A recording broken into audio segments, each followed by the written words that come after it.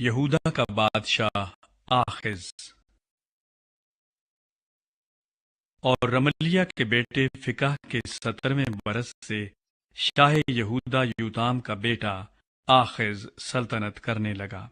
اور جب وہ سلطنت کرنے لگا تو 20 برس کا تھا، اور اس نے 16 برس یروشلیم میں بادشاہی کی، اور اس نے وہ کام نہ کیا جو خداوند اس کے خدا کی نظر میں بھلا ہے، جیسا اس کے باپ داؤد نے کیا تھا،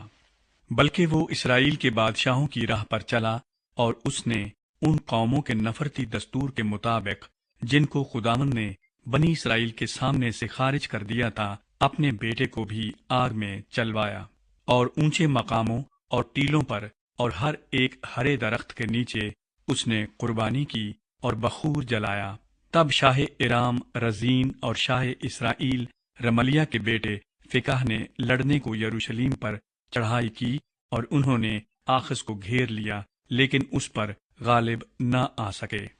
اس وقت شاہ ارام رزین نے ایلات کو فتح کر کے پھر ارام میں شامل کر لیا،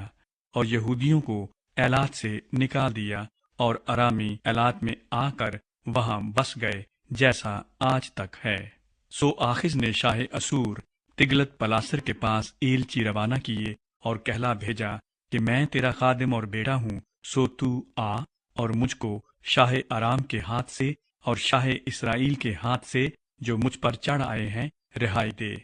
اور آخز نے اس چاندی اور سونے کو جو خداوند کے گھر میں اور شاہی محل کے خزانوں میں ملا لے کر شاہ اسور کے لیے نذرانہ بھیجا، اور شاہ اسور نے اس کی بات مانی۔ چنانچہ شاہ اسور نے دمشق پر لشکر کشی کی اور اسے لے لیا، اور وہاں کے لوگوں کو اسیر کر کے کیر میں لے گیا، اور رزین کو قتل کیا۔ اور آخز بادشاہ شاہ اسور تگلت پلاسر کی ملاقات کے لیے دمشق کو گیا، اور اس مذبح کو دیکھا جو دمشق میں تھا، اور آخز بادشاہ نے اس مذبح کا نقشہ اور اس کی ساری صنعت کا نمونہ اوریا کاہن کے پاس بھیجا،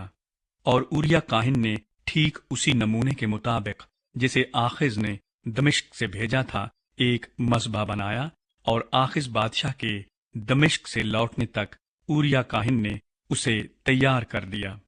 جب بادشاہ دمشق سے لوٹ آیا تو بادشاہ نے مذبح کو دیکھا، اور بادشاہ مذبح کے پاس گیا اور اس پر قربانی گزرانی،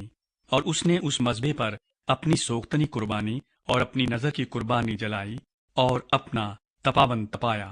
اور اپنی سلامتی کے ذبیحوں کا خون اسی مذبح پر چھڑکا۔ اور اس نے پیتل کا وہ مذبح جو خداوند کے آگے تھا ہیکل کے سامنے سے، یعنی اپنے مذبح اور خداوند کی ہیکل کے بیچ میں سے اٹھوا کر اسے اپنے مذبح کے شمال کی طرف رکھوا دیا۔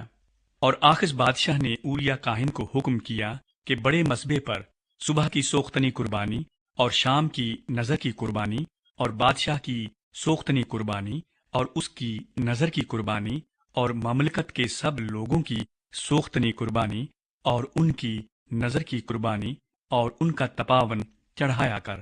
اور سوختنی قربانی کا سارا خون اور ذبیحے کا سارا خون اس پر چھڑکا کر،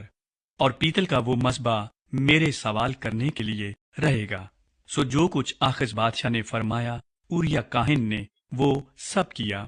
اور آخز بادشاہ نے کرسیوں کے کناروں کو کاٹ ڈالا اور ان کے اوپر کے حوض کو ان سے جدا کر دیا،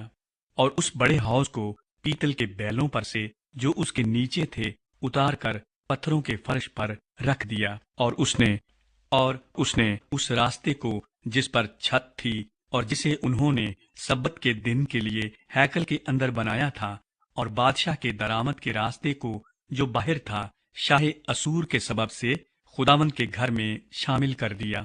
اور آخز کے باقی کام اور سب کچھ جو اس نے کیا، سو کیا وہ یہودا کے بادشاہوں کی تواریخ کی کتاب میں قلم بند نہیں؟